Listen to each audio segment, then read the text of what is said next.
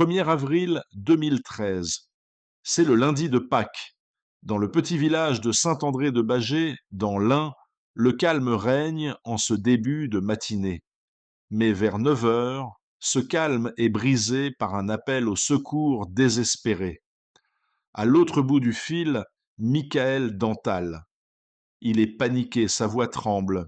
Il explique aux gendarmes qu'il vient de rentrer chez lui et qu'il a découvert sa compagne, Edwige Perdrix, inanimée dans leur chambre. Lorsque les premiers intervenants arrivent, le désordre est frappant. Des tiroirs sont ouverts, des affaires jonchent le sol. Tout laisse penser à un cambriolage qui a tragiquement mal tourné. Edwige n'a que 29 ans. Elle était aide-soignante, une femme rayonnante, dévouée et surtout mère d'une petite fille de 3 ans qui dormait dans la pièce d'à côté. Ce matin-là, alors que les familles se préparent pour la traditionnelle chasse aux œufs, la vie d'Edwige s'est arrêtée. Mais très vite, derrière le décor d'un cambriolage désordonné, les enquêteurs vont découvrir une réalité bien plus sombre. Sur la scène de crime, les experts de la gendarmerie remarquent rapidement des incohérences. Le désordre semble mis en scène, trop parfait pour être vrai. On a volé peu de choses de valeur pour un cambriolage aussi violent. Surtout, les accès à la maison ne présentent aucune trace d'effraction sérieuse. L'autopsie vient balayer définitivement la thèse du rôdeur. Evige n'a pas été tuée par une arme ou lors d'une lutte contre un inconnu. Elle a été étranglée. C'est un acte long, manuel, qui traduit une haine ou une rage profonde. Michael Dantal, le conjoint, joue pourtant le rôle de l'homme dévasté. Il a une réponse à tout. Il explique qu'il a passé la soirée et une partie de la nuit avec son frère, Ludovic, et des amis à Chalon-sur-Saône, à plus d'1 heure de route. Il a un alibi béton. Son frère confirme, ses amis confirment. Pour les enquêteurs, le dossier est un casse-tête. Si ce n'est pas l'homme qui partageait sa vie, qui a pu commettre une telle horreur alors que leur enfant était dans la maison?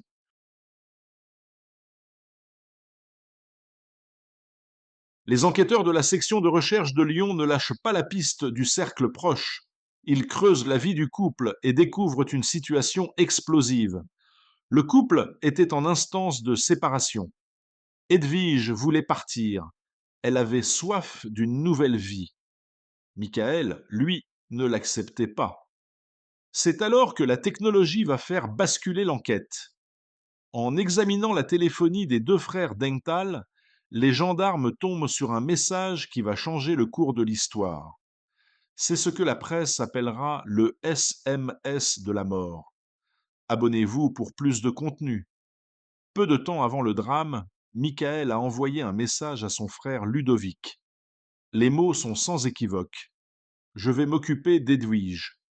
Pour les enquêteurs, ce n'est pas une simple menace, c'est l'annonce d'un projet criminel. Pourtant, l'alibi tient toujours. Comment Michael aurait-il pu être à Chalon-sur-Saône et commettre le crime à Saint-André-de-Bâgé au même moment? C'est sous la pression des gardes à vue que le château de cartes commence à s'effondrer. Les amis, pris de remords et de peur, finissent par craquer. Ils avouent que l'alibi a été fabriqué de toutes pièces. La vérité sort enfin de l'ombre. Michael s'est bien rendu à Chalon pour débuter la soirée, créant ainsi une présence visible. Mais en pleine nuit, il a repris la route en secret dans l'obscurité, il est retourné chez lui, est entré silencieusement et a étranglé Edwige alors qu'elle ne se doutait de rien. Puis il est reparti rejoindre son frère pour terminer la nuit, avant de feindre la découverte du corps le lendemain matin. Ludovic Dantal a couvert son frère jusqu'au bout. Par une loyauté fraternelle aveugle, il a menti aux autorités, laissant croire à un crime commis par un mystérieux rôdeur. Il a activement participé à la mise en scène du mensonge, laissant la famille d'Edwige dans une agence insoutenable. Michael finit par avouer les faits, mais il tente de minimiser, parlant d'une dispute qui aurait dégénéré. Mais pour la justice, la préméditation ne fait aucun doute. Le SMS envoyé aux frères prouve que le crime était réfléchi. Le procès s'ouvre en janvier 2015 devant la cour d'assises de l'Ain. Dans le box, les deux frères se font face. Michael Dantal apparaît froid, presque détaché de la gravité de ses actes. L'avocat général décrit un homme possessif, incapable de supporter que sa compagne lui échappe. Le verdict tombe comme un couperet. 25 ans de réclusion criminelle pour Michael Dantal pour assassinat. Son frère Ludovic est également condamné pour avoir fourni ce faux alibi. L'affaire Edwige Perdrix reste aujourd'hui un cas d'école sur la mécanique des violences conjugales. Elle montre que le moment où une femme décide de partir est souvent le plus dangereux. Elle rappelle aussi que les preuves numériques, parfois un simple message, finissent toujours par trahir ceux qui pensent avoir commis le crime parfait.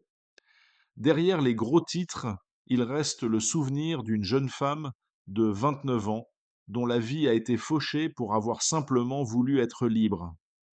N'oublions pas son nom. Abonnez-vous, commentez et likez